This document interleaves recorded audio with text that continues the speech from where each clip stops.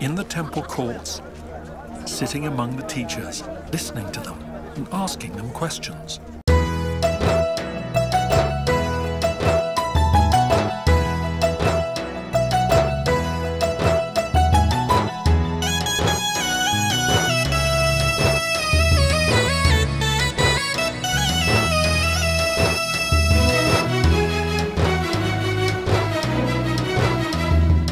ప్రశ్నలతో మొదలైన భక్తి జీవితం పరిశోధనతో కొనసాగును ప్రయాణం. ప్రశ్నలతో మొదలైన భక్తి జీవితం పరిశోధనతో కొనసాగును ప్రయాణం.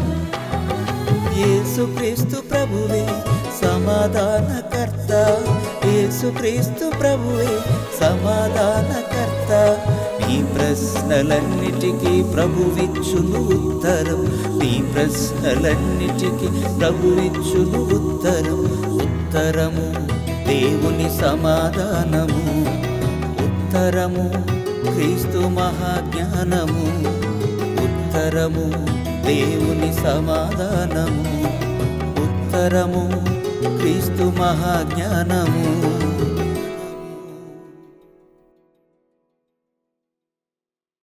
పరిశుద్ధ గ్రంథమును చదువుచున్నప్పుడు కలుగుతున్నటువంటి సందేహములకు సమాధానములను తెలియజేసే కార్యక్రమం ఉత్తరము. ఈ కార్యక్రమానికి మీ అందరికీ నా హృదయపూర్వకమైనటువంటి స్వాగతం. మన ప్రభు అయిన యేసుక్రీస్తు వారి పేరిట నా ప్రియ సహోదరి సహోదరులందరికీ నా వందనములు. ప్రియులారా, ఈరోజు కూడా ఒక అద్భుతమైనటువంటి సమాధానాన్ని మనం నేర్చుకుందాం. దేవుని గ్రంథమును చదువుచున్నప్పుడు ఆయా సందర్భాలలో కొంతమందికి సందేహాలు పుడుతున్నాయి. ఆ సందేహాలను దేవుని ఆత్మ సహాయము చేత సమాధానములుగా చెప్పబడినప్పుడు తీర్చుకొనుట పోయి సందేహములను సందేహాలుగానే ఉంచుకొని దేవునికి దూరం అయిపోతున్నారు. అటువంటి పరిస్థితులలో వారందరికీ మరలా ఒక సాక్ష్యముగా వారి సందేహాలన్నీ తీర్చుచు దేవుని మార్గములోనికి మనుషులందరినీ ఆహ్వానించు ప్రక్రియే, ఆ ప్రయత్నమే ఇదిగో ఇప్పుడు మీరు వింటున్నటువంటి ఈ కార్యక్రమం. ప్రియులారా, పరిశుద్ధ గ్రంథంలో వ్రాయబడినటువంటి ప్రతి సంగతి కూడా పరిశోధనాత్మకంగా అయితే చదవాలి. ప్రశ్నలు తలెత్తినప్పుడు సమాధానాలను దేవుని యొద్ద వెతకాలి. సమాధానాలు పొందిన వారై సంతృప్తిగా దేవుని మార్గంలో జీవించాలి. దేవునికైతే దూరం అయిపోకూడదు. దేవునికి దూరమైన నాడు మానవ బ్రతుకే అస్తవ్యస్తం అవుతుంది. ఇష్టానురీతిన మానవుడు వెళ్ళిపోతాడు. ఒక నడి సముద్రములో తెరచాప లేని నావ, ఎటు పడితే అటు ఆ నీరు ఎటు ప్రవహిస్తే అటు, ఒకవేళ ప్రవహించకపోతే ఒక చోట నిశ్చలంగా ఉండిపోతుంది. తెరచాప కట్టినా ఒకవేళ దానికి దిశానిర్దేశకం చేయకపోతే, దాని దిశను సరైన విధానంలో మార్చకపోతే గాలికి కొట్టుకొని పోయి ఎటు పడితే అటు ఆ నావ వెళ్ళిపోతుంది. ఒక ప్రయాణం సజావుగా గమ్యమును చేరాలంటే కనుక దానికి సరైనటువంటి దిశను ఏర్పరచుకోవాలి. ఆయా పరిస్థితులలో చక్కని ఆలోచన కలిగి ముందుకు కొనసాగించుకోవాలి. జీవిత ప్రయాణం కూడా అంతే. ఎటు పడితే అటు పోయేటట్టుగా జీవితాన్ని ఉంచుకోకూడదు. దేవుని వాక్యం అనేటువంటి ఒక చక్కని దిక్సూచి, ఒక చక్కని తెరచాప మన జీవితమును చక్కని రీతిలో మనం ముందుకు నడిపించుకోవాలి. ప్రియులారా, అయితే ఈరోజు మనం నేర్చుకోబోతున్నటువంటి ఆ ప్రశ్న సమాధానం సమూయేలు గ్రంథంలో సౌలు దావీదుల మధ్య ఉన్నటువంటి సంబంధాన్ని గురించి కొందరికి కలిగినటువంటి ప్రశ్న. సౌలు, దావీదు. ఇశ్రాయేలీయులకు మొదటి రాజు సౌలు, తరువాత దావీదు. సౌలు కంటే వయస్సులో దావీదు చిన్నవాడు. సౌలు ఇశ్రాయేలీయులకు రాజుగా ఉన్నప్పుడు దావీదు గొర్రెలను కాచుకుంటున్నాడు, మందను కాచుకుంటున్నాడు. దావీదు తన తండ్రికి కనిష్ట కుమారుడు. దావీదు యూదా గోత్రంలో నుండి వచ్చాడు. సౌలు బెన్యామీను గోత్రంలో నుండి వచ్చాడు. కూషు కుమారుడు సౌలు. సౌలు ఇశ్రాయేలీయులకు రాజుగా ఉన్నాడు. దావీదు గొర్రెలను కాచుకుంటున్నాడు. సౌలు దేవునికి దూరమైపోయాడు. దేవుని మాటకు అవిధేయుడయ్యాడు. దేవుని మాటను అతిక్రమించాడు. దేవుని ఆత్మ సౌలును విడిచిపెట్టి దురాత్మ ఒకటి వచ్చి సౌలును వెరపెంచటం ప్రారంభించినటువంటి ఆ పరిస్థితులలో దేవుడు ఇశ్రాయేలీయుల మీద రాజుగా దేవుని యందు అత్యంత భయభక్తులు కలిగినటువంటి చిన్నవాడైనటువంటి దావీదును ఏర్పరచుకున్నాడు. దావీదు దగ్గరకు సమూయేలు ప్రవక్త వచ్చి దావీదును రాజుగా అభిషేకం కూడా చేసేశాడు. అయితే అప్పటికింకా దావీదు సింహాసనాన్ని అధిరోహించలేదు. కేవలం సౌలు మాత్రమే ఇశ్రాయేలీయులను ఇంకా పరిపాలన చేస్తున్నాడు. ఈ సందర్భంలో సౌలు మొట్టమొదట దావీదును ఎప్పుడు కలుసుకున్నాడు అనేది కొందరికి సందేహం. సౌలు దావీదును ఎప్పుడు కలుసుకున్నాడు? 2 సందర్భాలు ప్రత్యేకంగా పరిశుద్ధ గ్రంథంలో వారికి సందేహాన్ని పుట్టించినట్టుగా వారు చెబుతున్నారు. ఆ సందర్భాలు ఏమిటో మొట్టమొదట మీకు తెలియజేస్తాను, ఆ తర్వాత వివరిస్తాను, సమాధానాన్ని తెలియజేస్తాను. సమూయేలు మొదటి గ్రంథం, మీ పరిశుద్ధ గ్రంథములను తెరచి సమూయేలు మొదటి గ్రంథం 16వ అధ్యాయం 19వ వచనం నుంచి చూడండి. సమూయేలు మొదటి గ్రంథము 16వ అధ్యాయము 19వ వచనం నుంచి.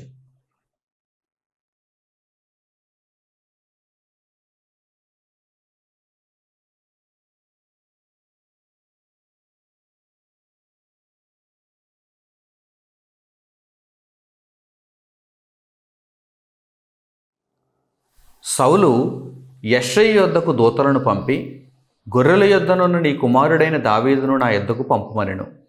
అప్పుడు యెష్షయి ఒక గార్ధవం మీద రొట్టెలను, ద్రాక్షారసపు తిత్తిని, ఒక మేకపిల్లను వేయించి తన కుమారుడైన దావీదు చేత సౌలునొద్దకు పంపెను. దావీదు సౌలు దగ్గరకు వచ్చి అతని ఎదుట నిలువబడగా అతని యందు సౌలునకు బహు ఇష్టము పుట్టెను. అతడు సౌలు ఆయుధములను మోయువాడాయెను. అంతటా సౌలు, దావీదు నా అనుగ్రహం పొందెను గనుక అతడు నా సముఖమందు సేవ చేయుటకు ఒప్పుకొనుమని యెష్షయికి వర్తమానం పంపెను. దేవుని యొద్ద నుండి దురాత్మ వచ్చి సౌలును పట్టినప్పుడెల్లా దావీదు సితారా చేతపట్టుకొని వాయింపగా దురాత్మ అతనిని విడిచిపోయెను. అతడు సేదదీరి బాగాయెను. ప్రియులారా, ఈ సందర్భాన్ని మనం చదివినప్పుడు సౌలు దగ్గరకు దావీదు వచ్చినట్టుగా కనిపిస్తుంది. సౌలుకు దావీదును చూడగానే బహు ఇష్టం కలిగింది.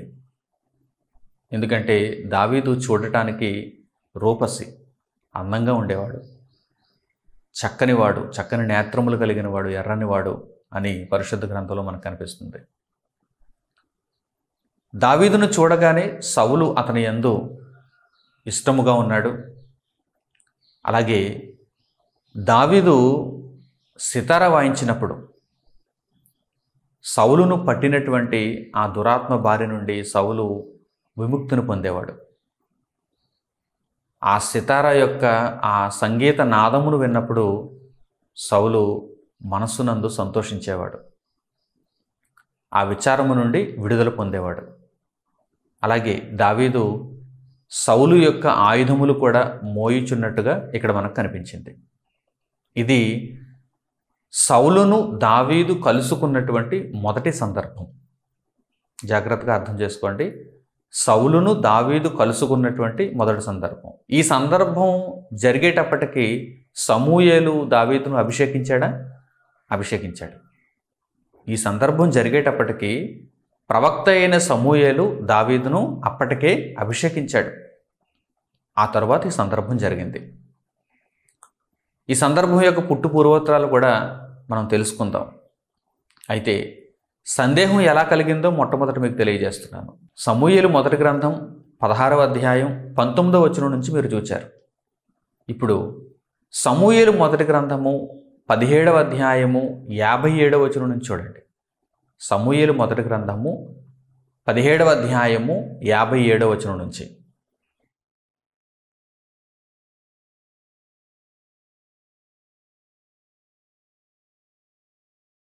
దావీదు ఫిలిష్తీయుని చంపి తిరిగి వచ్చినప్పుడు అబ్నేరు అతని పిలుచుకొని పోయి ఫిలిష్తీయుని తల చేతనుండగా అతని సౌలు దగ్గరకు తోడుకొని వచ్చాను.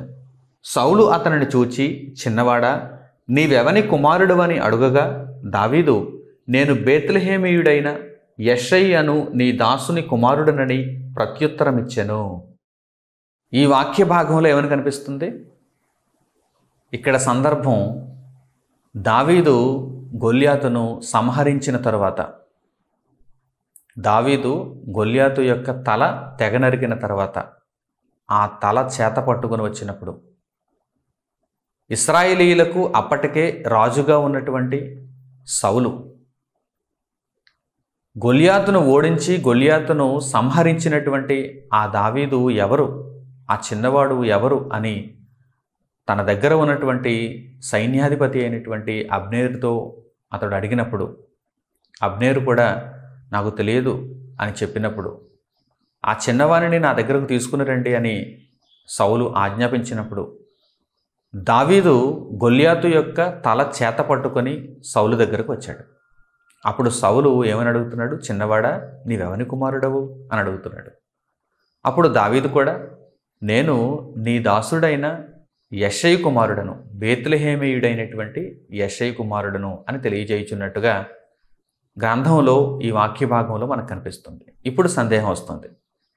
ఇప్పుడు చదివే వారికి సందేహం వస్తుంది. అలాగే సందేహాలు వచ్చి గ్రంథాన్నే తప్పు అన్నారు. సందేహాలు పుట్టి పరిశుద్ధ గ్రంథాన్ని తప్పు అన్నారు. ఎందుకు తప్పు అంటున్నారు? సమూయేలు మొదటి గ్రంథము 16వ అధ్యాయము 19వ వచనం నుంచి మేము చదివినప్పుడు దావీదు సౌలును కలుసుకున్నట్టుగా, సౌలుకు దావీదును గూర్చి తెలిసినట్టుగా అక్కడ మనకు కనిపిస్తుంది. మరి 17వ అధ్యాయము 57, 58 వచనాలలో నీవెవని కుమారుడవు అని సౌలు దావీదును అడుగుతున్నాడు కదా. మరి ఇప్పుడు ఇలా అడుగుతున్నాడేంటి? ముందుగా సౌలు యెషై దగ్గరకు దూతలను పంపించి దావీదును పిలిపించుకున్నాడు కదా. దావీదు యందు సౌలుకు బహు ఇష్టము కలిగింది కదా. దావీదు సౌలు దగ్గర సితారా వాయించాడు. సౌలుకు దావీదు ముందే తెలుసు. సౌలుకు ఎప్పుడైనా దురాత్మ వచ్చి పట్టినప్పుడు ఆ పరిస్థితుల్లో దావీదే సితారా వాయించి సంగీతనాదమును వినిపించి సౌలు యొక్క ఆ మనోవేదనను తీర్చేవాడు కదా, ఆ మనోవిచారమును తొలగించేవాడు కదా. మరి అలాంటప్పుడు సౌలుకు దావీదు ముందుగా తెలిసినా మరలా ఇక్కడ నీవెవని కుమారుడు అని ఎందుకు అడుగుతున్నాడు అనేది వారి ప్రశ్న. ప్రశ్న అడిగితే దానికి సమాధానం చెప్పటానికి దేవుని ఆత్మను బట్టి ఎల్లప్పుడూ నేను సిద్ధంగా ఉన్నాను. అయితే ప్రశ్నను బట్టి అనేక మంది పరిశుద్ధతకు దూరం అయిపోవడమే ఇక్కడ మంచి సంగతి కాదు. ప్రశ్న కలిగినప్పుడు ప్రశ్నలకు సందేహాలు నివృత్తి చేసుకోవాలి, తీర్చుకోవాలి. ప్రియులారా, ఇప్పుడు మీకు కూడా ఒకవేళ ఈ విషయమై సందేహం ఉంటే కనుక జాగ్రత్తగా వినండి, విషయమును అర్థం చేసుకోండి, పరిస్థితుల్లోనికి వెళ్ళండి. గ్రంథములో వ్రాయబడినటువంటి జ్ఞానమును మీ హృదయము తెరిచి మీరు ఆ జ్ఞానమును ఆహ్వానించండి. దేవుని యొక్క సంగతులను మీ హృదయంలో నింపుకోండి. మొట్టమొదట సౌలు దావీదును కలుసుకున్నటువంటి మొదటి సందర్భానికి మరల మనం వెళదాం. అనగా సమూయేలు మొదటి గ్రంథం 16వ అధ్యాయానికి మరలా వెళ్దాం. అసలు సౌలు దావీదును ఎటువంటి పరిస్థితుల్లో పిలిపించుకున్నాడు, సౌలుకు దావీదు అసలు ఎలా తెలుసు, ఎలా పరిచయం అయ్యాడు, దీనిని గురించి మనకు తెలియాలంటే కనుక ఇంకాస్త ముందుకు వెళ్ళాలి. మనం చదివినటువంటి వాక్య భాగానికి కాస్త ముందుకు వెళ్ళాలి. ఇప్పుడు పరిశుద్ధ గ్రంథంలో ఆ సందర్భాన్ని మనం చదువుదాం. అసలు మొట్టమొదట సౌలు దావీదును ఏ సందర్భంలో ఎలాంటి అవసరత నిమిత్తము కలుసుకున్నాడు, అప్పుడు సౌలుకు దావీదు ఎంతవరకు తెలుసు, ఈ విషయాన్ని జాగ్రత్తగా ఇప్పుడు మనం ఆలోచన చేద్దాం. సమూయేలు మొదటి గ్రంథము 16వ అధ్యాయము 14వ వచనం నుంచి చూడండి. సమూయేలు మొదటి గ్రంథము 16వ అధ్యాయము 14వ వచనం నుంచి.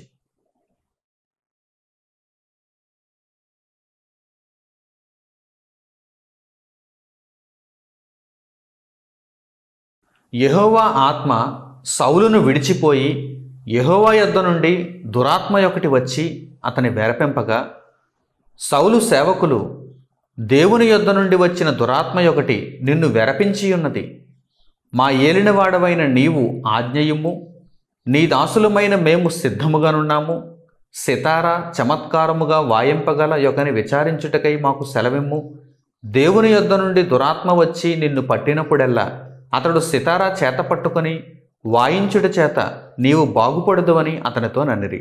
సౌలు బాగుగా వాయింపగల యొకని విచారించి నా యొద్దకు తీసుకొని రండని తన సేవకులకు సెలవీయగా, వారిలో ఒకడు, చిత్తగించుము, బేత్లెహేమీయుడైన యెషయి యొక్క కుమారులలో ఒకని చూచితిని. అతడు చమత్కారముగా వాయింపగలడు. అతడు బహుశూరుడును యుద్ధశాలియు మాట నేర్పరియు రూపసియునై ఉన్నాడు. మరియు యెహోవా వానికి తోడుగానున్నాడనగా, సౌలు యెషయి యొద్దకు దూతలను పంపి, గొర్రెల యొద్దనున్న నీ కుమారుడైన దావీదును నా యొద్దకు పంపుమనెను. మనము మునుపు చదివినటువంటి వాక్య భాగానికి ఇంకా ముందుకు మనం వెళ్ళి ఆలోచన చేయగలిగితే, అసలు సౌలును దావీదు ఎందుకు కలుసుకున్నాడు? సౌలు దగ్గరకు దావీదు ఎందుకు రప్పింపబడ్డాడు? సౌలు ఇశ్రాయేలీల మీద రాజుగా ఉన్నప్పుడు, దావీదు ఒక చిన్నవాడుగా ఉన్నప్పుడు దావీదు అక్కడకు ఎందుకు తేబడ్డాడు, పిలిపింపబడ్డాడు అనగానే ఇది కారణం. సౌలును దేవుని ఆత్మ విడిచిపోయెను. దేవుని యొద్ద నుండి అనగా దేవుని యొక్క అనుమతితో దురాత్మ ఒకటి వచ్చి సౌలును వెరపింపడం మొదలుపెట్టాను. ఆలోచన చేస్తున్నారా?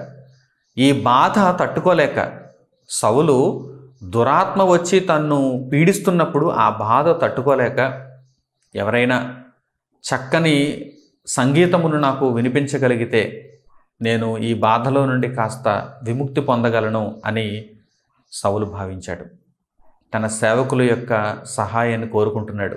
ఎవరైనా సితారా చక్కగా వాయించగలిగిన వారు ఎవరైనా ఉంటే కనుక మీరు విచారణ చేసి అట్టివారిని నా యొద్దకు తీసుకుని రండి అని సౌలు అడుగుతున్నాడు. అప్పుడు సౌలు సేవకులలో ఒకడు విషయాన్ని తెలియజేస్తున్నాడు. బేత్లెహేమీయుడైనటువంటి యెషయి యొక్క కుమారులలో ఒకడు సితారాను చక్కగా చమత్కారముగా వాయించగలడు. అతనిని తీసుకొస్తాను. అతడు మాట నేర్పరి, యుద్ధశాలి, రూపసి, బహుశూరుడు, చక్కగా సితారాను కూడా చమత్కారముగా వాయించగలడు.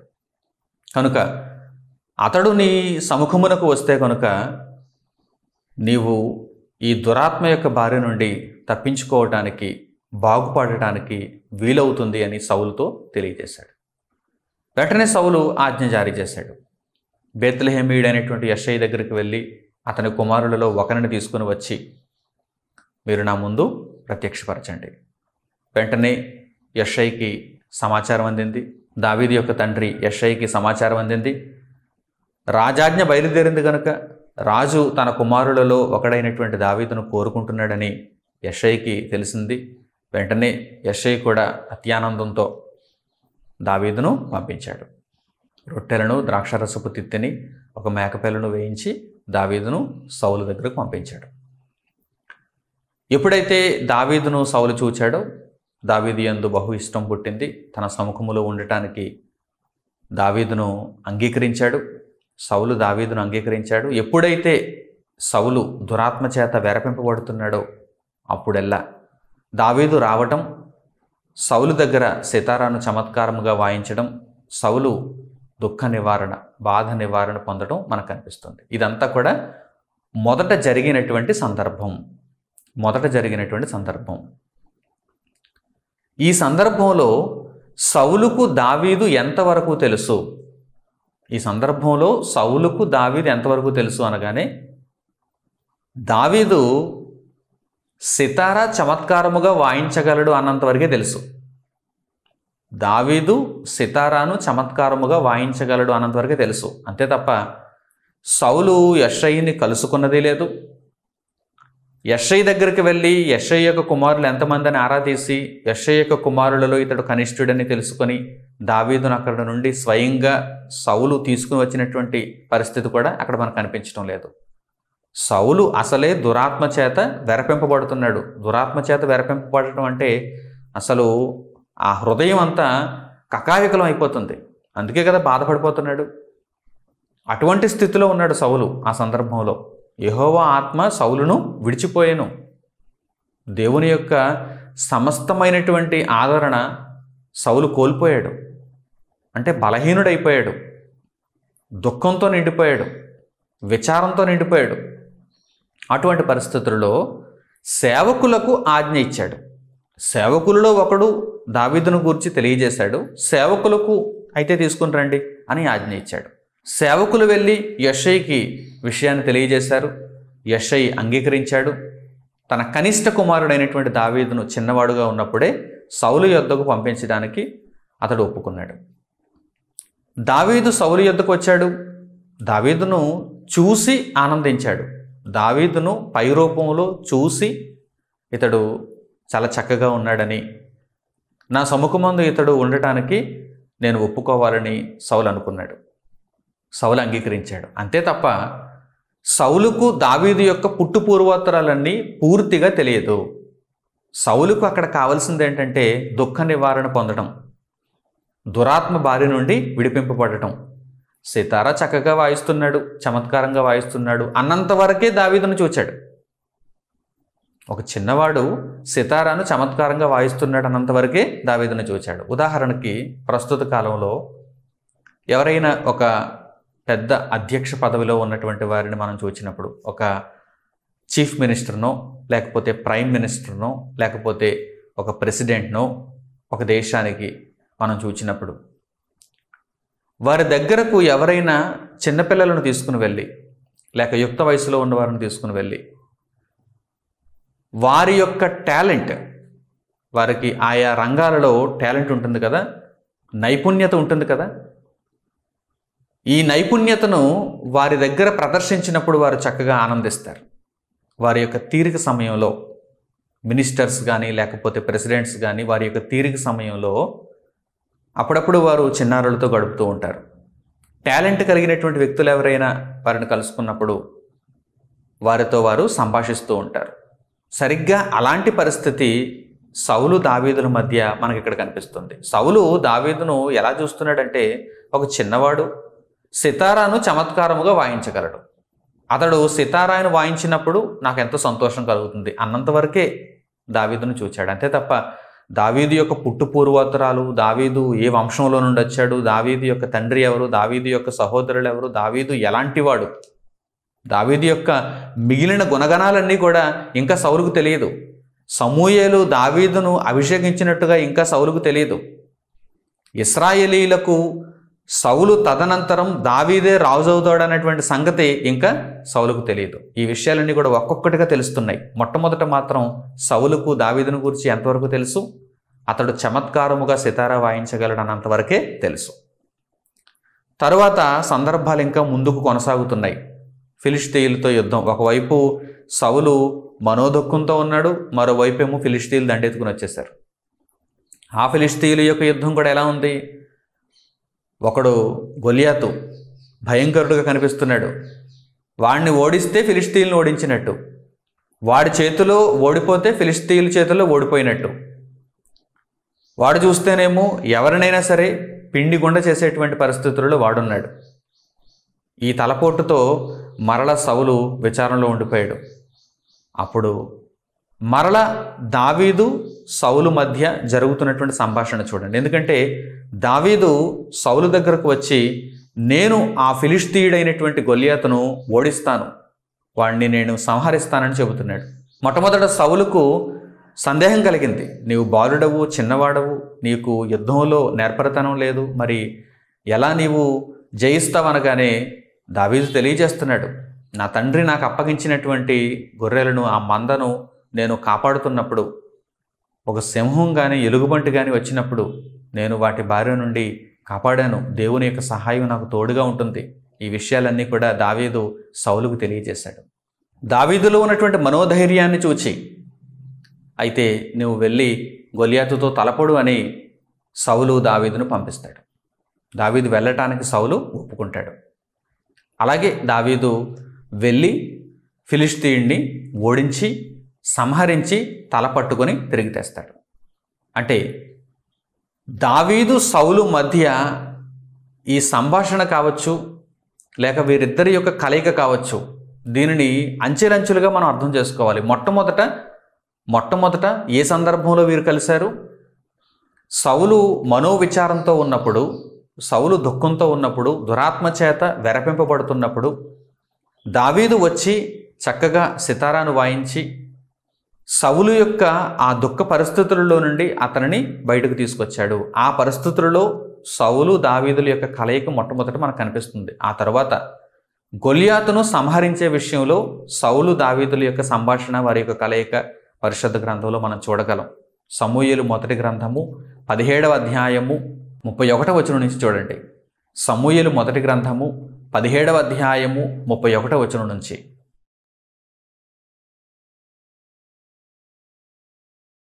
దావీదు చెప్పిన మాటలు నలుగురికి తెలియగా జనులు ఆ సంగతి సౌలుతో తెలియజెప్పారు గనుక అతడు దావీదును పిలువనంపెను. ఈ ఫిలిష్తీయుని బట్టి ఎవరి మనస్సును కృంగ నిమిత్తము లేదు.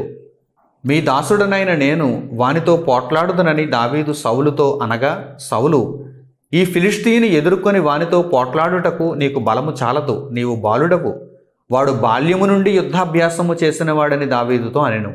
అందుకు దావీదు సౌలుతో ఇట్లనెను, మీ దాసుడనైన నేను నా తండ్రి యొక్క గొర్రెలను కాయుచుండ సింహమును ఎలుగుబంటియును వచ్చి మందలో నుండి ఒక గొర్రెపిల్లను ఎత్తుకొని పోవుచుండగా నేను దానిని తరిమి చంపి దాని నోట నుండి ఆ గొర్రెను విడిపించితిని. అది నా మీదికి రాగా దాని గడ్డము పట్టుకొని దానిని కొట్టి చంపితిని. మీ దాసుడనైన నేను ఆ సింహమును ఎలుగుబంటిని చంపితనే. జీవము గల దేవుని సైన్యములను తిరస్కరించిన ఈ సున్నతి లేని ఫిలిష్తీయుడు వాటిలో ఒకదాని వలె అగుననియు, సింహము యొక్క బలము నుండియు ఎలుగుబంటి యొక్క బలము నుండియు నన్ను రక్షించిన యెహోవా ఈ ఫిలిష్తీయుని చేతిలో నుండి కూడాను నన్ను విడిపించుననియు చెప్పెను. అందుకు సౌలు, పొమ్ము, యెహోవా నీకు తోడుగా నుండునుగాక అని దావీదుతో అనెను. సౌలు దావీదుల మధ్య జరిగినటువంటి సంభాషణలలో ఇది ప్రధానమైనది. రెండవది, మొట్టమొదట దావీదు తన యొక్క సితారా చేత, తాను వినిపించినటువంటి సంగీతము చేత సౌలును దురాత్మ బారి నుండి కాపాడినటువంటి సందర్భం. అది మొదటి సందర్భం. రెండవది, గొలియాతును దావీదు సంహరించేటువంటి సందర్భం. దావీదు గొలియాతుతో నేను పోరాడతాను, గొలియాతును ఎలాగైనా నేను సంహరిస్తాను, దేవుని సహాయం నాకున్నది, సున్నతి లేని వాడెంత, ఒక సింహముని నేను చంపాను, ఒక ఎలుగుబంటిని నేను చంపాను, నేను బాలుడనని నన్ను మీరు చిన్నగా చూడవద్దు, నా వెనుక దేవుడున్నాడు, దేవుని సహాయము చేతనే నేను వీటన్నిటినీ చేయగలుగుతున్నాను అని దావీదు సౌలుతో చెప్పినప్పుడు, సౌలు దావీదును పూర్తిగా నమ్మకపోయినా దావీదు యొక్క ధైర్యాన్ని చూచినప్పుడు, పొమ్ము, దేవుడు నీకు తోడుగా ఉంటాడు, యెహోవా బలము, యెహోవా యొక్క ఆశీర్వాదము, ఆయన యొక్క ఆదరణ నీకు తోడుగా ఉంటుంది, వెళ్ళుము అని సౌలు దావీదును పంపించినట్టుగా ఈ రెండవ సందర్భంలో మనకు కనిపిస్తుంది. కనుక వీరి యొక్క కలయిక ముందే జరిగింది. సౌలు దావీదు ముందుగానే కలుసుకున్నారు, ఒకరినొకరు తెలుసుకున్నారు. సౌలు దావీదును గురించి ముందుగానే తెలుసుకున్నాడు, కానీ ఎంతవరకు తెలుసుకున్నాడు? మొదటి సందర్భంలో అయితే దావీదు సితారాను చమత్కారముగా వాయించగలడు అన్నంతవరకే తెలుసుకున్నాడు. రెండో సందర్భంలో అయితే ఒక చిన్నవాడు ధైర్యంతో ఉన్నాడు, సరేలే గొలియాతు దగ్గరకు పంపిద్దాం అన్నంతవరకే తెలుసుకున్నాడు. అందుకే పొమ్ము, యెహోవా నీకు తోడుగా ఉండును అని చెప్పాడు. అయితే సౌలుకైతే పూర్తిగా నమ్మకం లేదు. ఎందుకంటే సౌలు దేవుని ఆత్మనే కోల్పోయాడు కదా. దేవుని ఆత్మను కోల్పోయిన తర్వాత ఇక దేనిని సరిగ్గా వివేచించలేడు. పైకి మాట వరకే, యెహోవా నీకు తోడుగా ఉండును, నువ్వు వెళ్ళుము, గొలియాతును ఓడించమని తెలియజేస్తున్నాడు. ఎప్పుడైతే దావీదు గొలియాతును సంహరించాడో, ఆ తల చేత పట్టుకుని వచ్చినప్పుడు, దావీదు గొలియాతు యొక్క తల చేత పట్టుకుని వచ్చినప్పుడు, అప్పుడు సౌలుకు మొత్తం అంతా దిగిపోయింది. మత్తు అంటే లోకపరమైనటువంటి మత్తు. దేవుని ఆత్మ లేనప్పుడు, దురాత్మ చేత వెరపింపబడుతున్నప్పుడు మనుష్యులు కలిగి ఉండేటువంటి సాతాను మత్తు, ఆ మత్తు అంతా అప్పుడు దిగింది. అప్పుడు అడుగుతున్నాడు, చిన్నవాడా, నీవు ఎవని కుమారుడవు? నీ యొక్క పుట్టు పూర్వోత్తరాలేంటి? అప్పుడు వివరంగా తెలుసుకోవడానికి ప్రయత్నం చేస్తున్నాడు. ఒక ప్రధానమైనటువంటి స్థానంలో ఉన్నటువంటి వ్యక్తి సామాన్యులను మొట్టమొదట చిన్నగానే చూస్తాడు. ఒక ప్రధాని కావచ్చు, ఒక ప్రెసిడెంట్ కావచ్చు, ఒక మంత్రి కావచ్చు, ఒక సామాన్యుడును మొట్టమొదటి కలయికలో చిన్నగానే చూస్తాడు. కానీ తాను కలుసుకున్నటువంటి ఆ వ్యక్తి తన తర్వాత ఈ పదవిని అధిరోహించేవాడు అని ఇతనికి అర్థమైనప్పుడు వెంటనే అతని పుట్టు పూర్వోత్తరాలేంటి ఎంక్వైరీ చేయండి. తండ్రి ఎవరు, తల్లి ఎవరు, లేక అతని బంధువులు ఎవరు, అతడు పుట్టినటువంటి ప్రదేశం ఏ ప్రదేశం, అతడు చదివినదేంటి, అతడు నేర్చుకున్నదేంటి, అతని యొక్క సామర్థ్యం ఎంత, ఇవన్నీ కూడా పుట్టు పూర్వోత్తరాలు మొత్తం హిస్టరీ అప్పుడు తెలుసుకోవాలనుకుంటారు. మొట్టమొదట అయితే ఏదో వారి నైపుణ్యత చూపిస్తున్నారు, కాసేపు నేను ఆనందంగా సంతోషంగా గడిపి వెళ్ళిపోదాం అనుకుంటారు. అంతే తప్ప వారి పుట్టు పూర్వోత్తరాలన్నీ తెలుసుకోవటానికి వీరికి మనస్సు ఉండదు. ఎప్పుడైతే నేను కలుసుకున్నటువంటి ఈ వ్యక్తే నన్ను ఈ సింహాసనం నుండి తొలగించిన తర్వాత ఆ సింహాసనంలో కూర్చుంటాడు, నేను ఈ పదవిని విడిచిపెట్టినప్పుడు ఆ పదవికి అతడే అర్హుడు, ఆ పదవిని అధిరోహించేవాడు అతడే లేక ఆమె అని వారు తెలుసుకున్నప్పుడు వారు ఎలా చూస్తారు? వారు ఏమనుకుంటారు? అసలు వారెవరు? వారి యొక్క పుట్టు పూర్వోత్తరాలు ఏంటి?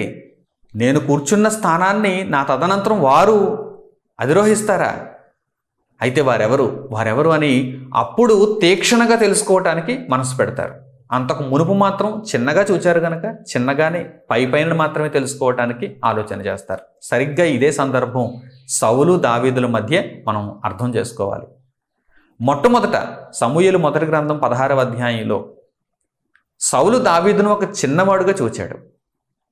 ఒక సితారాను చమత్కారంగా వాయిస్తున్నాడు, అలా అతడు చేయటం వలన నేను సంతోషాన్ని పొందుతున్నాను, అతని వలన నేను మేలు పొందుతున్నాను, కనుక అతనిని నా సముఖములో ఉండనిద్దాం అనుకున్నాడు. అంతే, అంతవరకే సౌలు దావీదును గురించి తెలుసుకున్నాడు.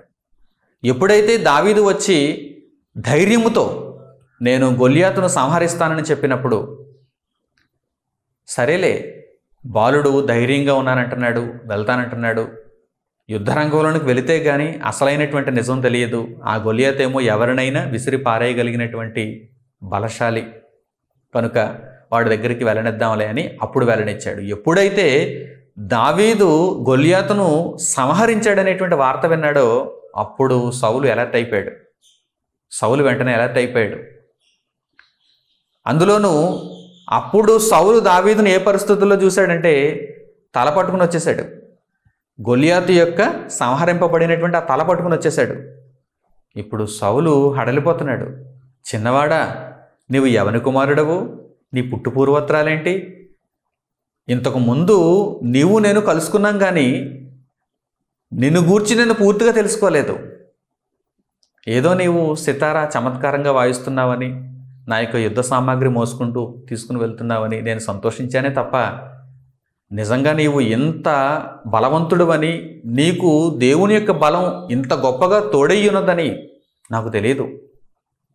నీ వివరాలేంటి అని అప్పుడు సౌలు అడుగుతున్నాడు. అప్పటికి కూడా సౌలుకు తన తరువాత ఆ సింహాసనాన్ని అధిరోహించేవాడు దావీదేనని ఇంకా తెలియదు. అయితే సౌలు ముందుగా ఒక వాగ్దానం చేశాడు. గొల్యాతును ఎవరైతే చంపుతారో వారికి సౌలు ఇచ్చేటువంటి బహుమానాలను గురించి ముందుగా ఒక చాటింపు వేయించాడు, ఒక ప్రకటన చేయించాడు. అదేంటో ఒకసారి చూద్దాం. ఎందుకంటే ఆ ప్రకటన ఎంత కీలకమైనదంటే ఆ ప్రకటన వలన ఎవరైతే గొల్యాతును చంపుతారో వారిని గూర్చి పూర్తిగా తెలుసుకోవలసినటువంటి అవసరత అయితే ఉంది. ఇంతకీ ఆ ప్రకటన ఏంటి? గొల్యాతును చంపితే సౌలు ఏమిస్తానన్నాడు, బహుమతి ఏమిస్తానన్నాడు? ఒక్కసారి మన పరిశుద్ధ గ్రంథంలో ఆ విషయాన్ని చూడగలిగితే సమూయేలు మొదటి గ్రంథము 17వ అధ్యాయము 25వ వచనం చూడండి. సమూయేలు మొదటి గ్రంథము 17వ అధ్యాయము 25వ వచనం.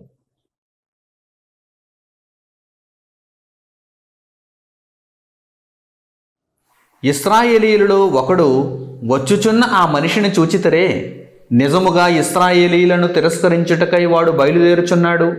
వానిని చంపిన వానికి రాజు బహుగా ఐశ్వర్యము కలుగచేసి తన కుమార్తెనిచ్చి పెండ్లి చేసి వాని తండ్రి ఇంటి వారిని ఇశ్రాయేలీయులలో స్వతంత్రులుగా చేయుననగా. గొల్యాతును చంపిన వారికి సౌలు ముందుగా ప్రకటించినటువంటి బహుమతులు ఏమిటి? ఎవరైతే గొల్యాతును సంహరిస్తారో, ఓడిస్తారో, చంపేస్తారో అట్టి వారికి సౌలు బహుగా ఐశ్వర్యము కలుగు చేస్తాడు. మొట్టమొదటి పాయింట్. రెండవది, తన కుమార్తెనిచ్చి వివాహం జరిపిస్తాడు. Second point. తరువాత తన తండ్రి ఇంటి వారిని ఇశ్రాయేలీలందరిలో స్వతంత్రులుగా చేస్తాడు. అంటే వారు ఒకవేళ దాసులుగా ఉండిపోతే, వారు ఏ విధమైనటువంటి పరిస్థితుల్లో ఉన్నా కానీ వారందరూ కూడా, తన తండ్రి ఇంటి వారందరూ కూడా స్వతంత్రులైపోతారు. ఆ అవకాశాన్ని రాజు కల్పిస్తాడు. Third point. ఈ 3 బహుమానాలు కూడా ఎవరైతే గొల్యాతును యుద్ధంలో సంహరిస్తారో వారికి సౌలు ఇస్తానని ముందుగా ప్రకటన చేశాడు, ఇవ్వాలి. కనుక ఎప్పుడైతే దావీదు గొల్యాతును సంహరించాడనేటువంటి వార్త సౌలు విన్నాడో వెంటనే ఎంక్వైరీ మొదలు పెడుతున్నాడు. ఎందుకంటే ఆ బహుమానాలు ఇవ్వాలి కదా. మరి తాను ముందుగా ప్రకటించినటువంటి ఆ బహుమానాలను దావీదుకి ఇవ్వాలి కదా. మరి దావీదుకి ఇవ్వాల్సి వచ్చినప్పుడు ముందుగా దావీదు నా సముఖమునందు సితారా చమత్కారంగా వాయించాడు, కానీ అప్పుడు అతని గూర్చి నేను ఎంత వివరంగా తెలుసుకోలేదు. ఆ తరువాత గొల్యాతును చంపుతానని ధైర్యంగా వెళ్తున్నప్పుడు కూడా నేను ఈ వివరాలన్నీ అడగలేదు. అయితే ఇప్పుడు కార్యం ముగింపబడింది. గొల్యాతును సంహరించేశాడు కనుక ఇప్పుడు నేను చేయాల్సింది ఏంటంటే ఎంక్వైరీ, పూర్తిగా తెలుసుకోవాలి. ఒక ఉద్యోగానికి మీరు అప్లై చేసేటప్పుడు, ఒక ఉద్యోగానికి భూమి మీద మీరు అప్లై చేసేటప్పుడు మొట్టమొదట అప్లికేషన్ స్టేజ్లో మొట్టమొదట చాలామంది అప్లై చేస్తారు కదా. ఒక ఉద్యోగానికి ఈరోజు వేల కొద్దీ, లక్షల కొద్దీ అభ్యర్థులు దరఖాస్తు చేస్తున్నారు. మొట్టమొదటి దరఖాస్తు చేసేటప్పుడు మీ పేరుతో పాటుగా కొన్ని వివరాలు ఆ దరఖాస్తులో మీరు పొందుపరచాల్సి ఉంటుంది. అలా లక్షల మంది అభ్యర్థులు ఉద్యోగాల కోసం పేరు, మిగిలినటువంటి వివరాలు ఇస్తారు, దరఖాస్తులో పొందుపరుస్తారు. ఈ దరఖాస్తు ప్రక్రియ అయిపోయిన తర్వాత ఒక పరీక్ష పెడతారు. ఉద్యోగానికి సంబంధించి ఒక పరీక్ష పెడతారు, తర్వాత ఇంటర్వ్యూ పెడతారు, ఆ తర్వాత సెలక్షన్ లిస్ట్ ఇస్తారు. ఎప్పుడైతే తుది జాబితాలో మన పేరు ఉంటుందో, తుది జాబితాలో అభ్యర్థుల పేర్లు ఎవరివైతే ఉంటాయో అప్పుడు ఏం చేస్తారో తెలుసా? పూర్తి ఎంక్వైరీ చేస్తారు. వారు ఉద్యోగంలో చేరే ముందు వారిని గూర్చి పూర్తి ఎంక్వైరీ చేస్తారు. దరఖాస్తు చేసుకునేటప్పుడు మరి వివరాలు ఇచ్చారుగా, ఆ వివరాలు సరిపోతాయా అంటే సరిపోవు. దరఖాస్తు చేసుకునేటప్పుడు వేల లక్షల మంది దరఖాస్తు చేసుకున్నారు. అప్పుడు కేవలం ప్రాథమికమైనటువంటి వివరాలు మాత్రమే సేకరించబడ్డాయి, ఇవ్వబడ్డాయి. ఎప్పుడైతే తుది జాబితా వెలువడిందో, తుది జాబితా అంటే అర్థం ఏంటి? ఇక వారే సెలెక్ట్ అయ్యారు, వారే ఉద్యోగంలో అడుగు పెడతారు.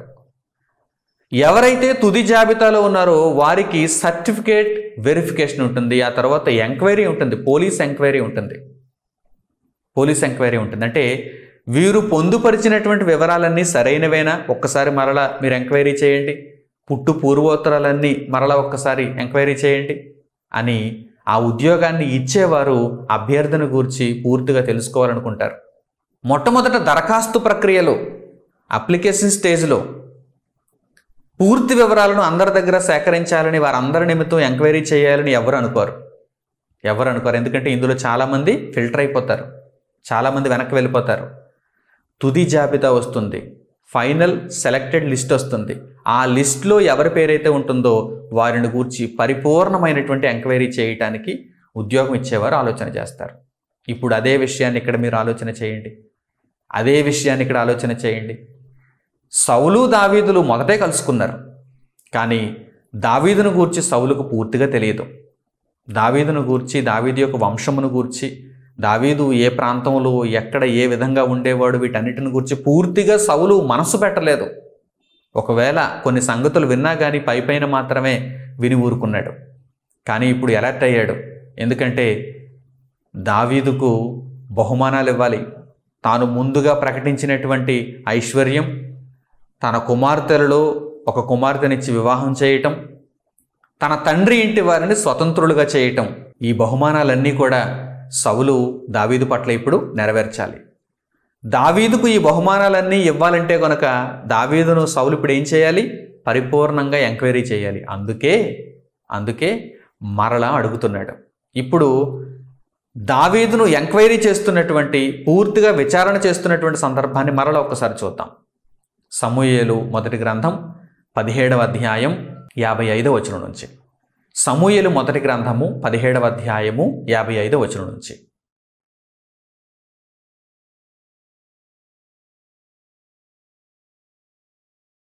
సౌలు దావీదు ఫిలిష్తీయునికి ఎదురుగా పోవుట చూచినప్పుడు తన సైన్యాధిపతి అయిన అబ్నేరును పిలిచి, అబ్నేరు, ఈ యవ్వనుడు ఎవని కుమారుడని అడుగగా, అబ్నేరు, రాజా, నీ ప్రాణముతోడు నాకు తెలియదనెను.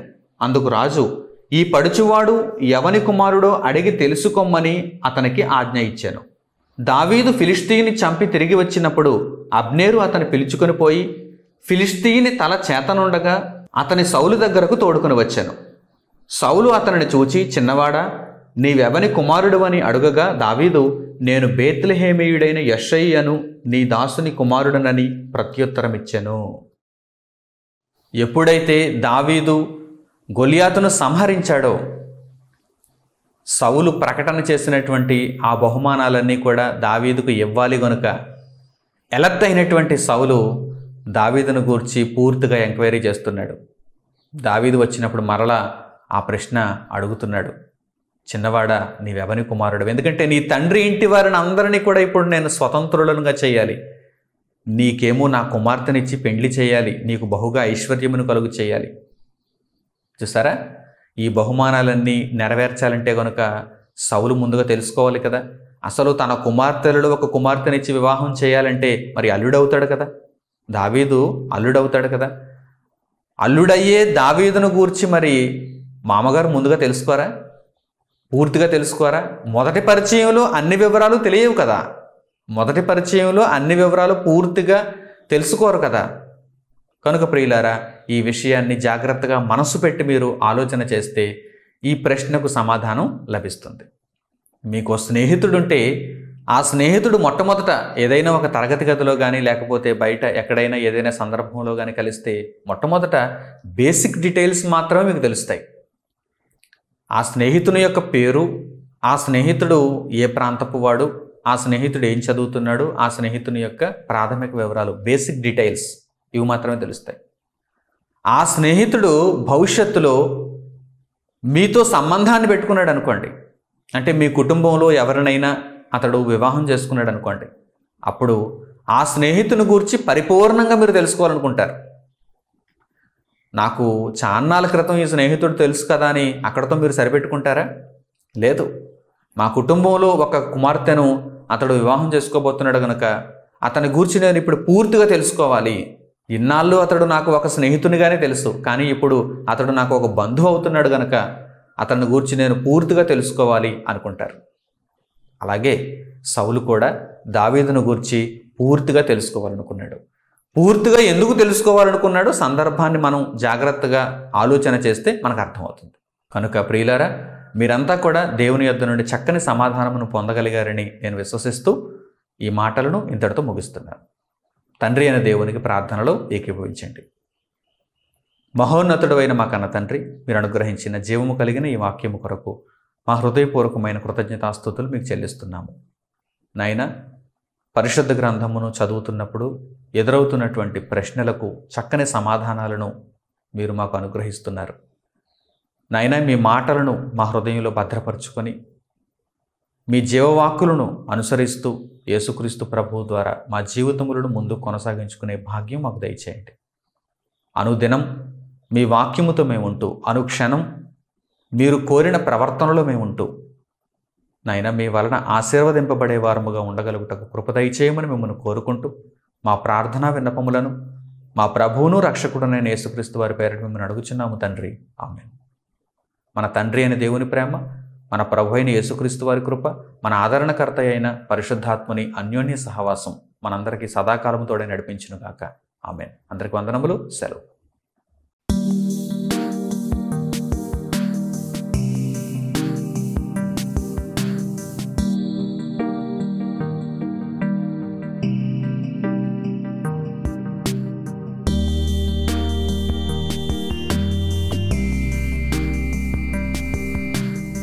సహోదరులు మణికుమార్ గారు ప్రసంగించిన ఎన్నో ఆత్మ సంబంధమైన సంగతులను ఉచితముగా వీక్షించుటకు మా యూట్యూబ్ ఛానల్స్ ను తప్పక దర్శించండి. మా సమాచారమును ఎప్పటికప్పుడు తెలుసుకుని ఆత్మీయాభివృద్ధి నొందవలనంటే మా యూట్యూబ్ ఛానల్స్ ను సబ్స్క్రైబ్ చేసుకోండి. సత్వర నోటిఫికేషన్ల కొరకు సబ్స్క్రైబ్ బటన్ ప్రక్కనే ఉన్న బెల్ సింబల్ ను క్లిక్ చేయండి. మరిన్ని వివరములకు మీరు సంప్రదించవలసిన మా ఫోన్ నెంబర్స్ 8978414178 మరియు 83392766. ధన్యవాదములు. ఈ కార్యక్రమమును అనేక మందికి పరిచయం చేయగలరని ఆశిస్తున్నాము. ప్రభువైన యేసుక్రీస్తు పేరిట మీకు శుభములు.